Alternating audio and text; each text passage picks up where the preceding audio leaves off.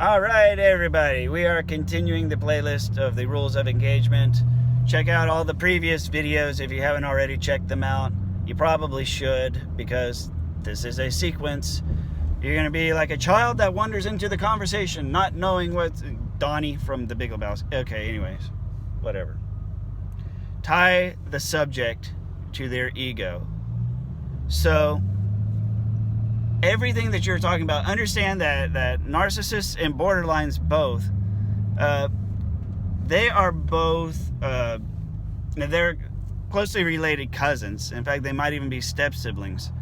More recently, it's very common to find that narcissists have borderline traits and borderlines have some narcissist traits.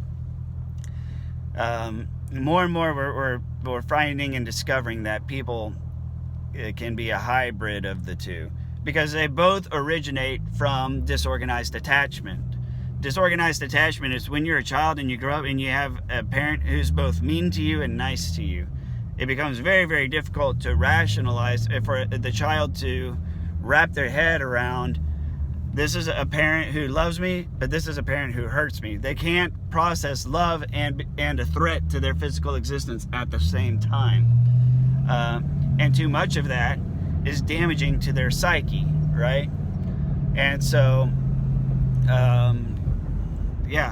both pathologies arise from disorganized attachment. And there are other factors, but that's outside the scope of this playlist. So I'm not going to talk about the origins of them, except to say that with both of them, there is sort of an element of ego. Okay, with borderlines, not so much. Narcissists, most definitely. They always have an image that they're going for. They want to be the perfect parent, the perfect mother, the perfect father, the successful businessman, the playboy, the ladies' man, the romancer, the seductress. They want to be the damsel in distress. They want to be the empowered female. They want to be the sanctified feminine. They want to be this image, whatever it is that image is. And I'm going to use parenting because that seems to be a really not just really common, but where the stakes are the highest is where kids are involved, right? So, good parent, good mother, good father. Your topic that you talk about always needs to tie into that part of their ego, right? Because this is how, in the past I've given the analogy of boiling the frog, where you put the frog in cold water or just tap water. Lukewarm water is what I mean. Why has it got to be Luke? Why can't it be Bob? Anyways, you put them in modestly tempered water, and you slowly raise the temperature and you can boil the frog. Okay? Whatever your point is, when you're preparing to engage the narcissist, you must prepare to tie it to their ego. Okay? This is not to go on an attack. And I talked about this in one of the preparation videos. You especially with children, and especially when the topic is your children, you have to be very careful not to go on a vicious attack against the ego. Because what happens, because it always has to be someone else's fault.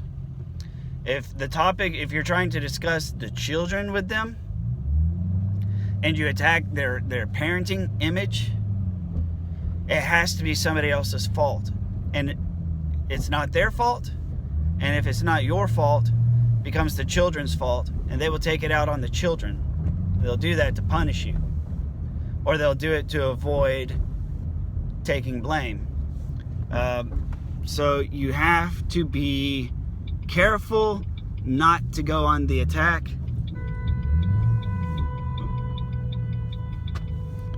They act as if my blinker's not even on. You have to be careful not to go on the attack. You have to,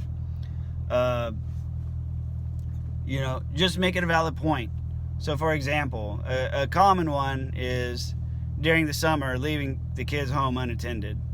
Right? If you don't like the kids staying home alone, you say it's not good for kids to stay home alone. What kid, no child, wants to stay home alone in an empty house for the whole summer? No child wants that. You know, it's like a good mother does not leave the child home alone unattended. A good father doesn't just leave their children home alone in an empty house for all of summer vacation. They don't. That is not what a good mother does. That is not what a good father does. Right? You see how it's indirect, okay? But when you use an indirect statement like that, it's going to really, really bug them. And they're going to immediately go, now all of a sudden, instead of saying, I'm right, you're wrong, they're going to start throwing all of these things at you. It's going to send their defenses wild and crazy. Because you have now hurt their ego, okay? And at that point, it's important to realize that if it's not your fault that their feelings are hurt, it becomes your children's fault. So manage that, because what's going to happen is they could very well end up taking it out on the children. So if your kids are with them, just tread lightly when you do. And when the kids are not with them, oh, it's open season. It's open season. Destroy the shit out of them. But not while the kids are with them. That can always go really bad for your kids. You don't want that. Don't give them open license to hurt your kids.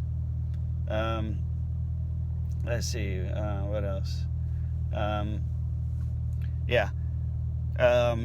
So to sum this up, whatever point it is you're making, it must be from the standpoint of this is what you feel is right. This is what you feel is best. It has to be a subject that tarnishes their ego and makes them look bad, and they have to know it. You can even say that.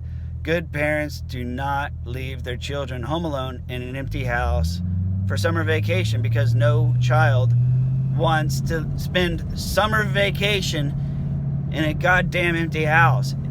Good parents don't do that, and you know it. Okay? Good mothers don't do this, and you know it. Good fathers don't do that, and you know it. Real gangsters don't do that shit, and you know it.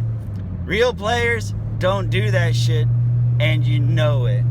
You know, sanctified females, real women don't do this. Real men don't do that.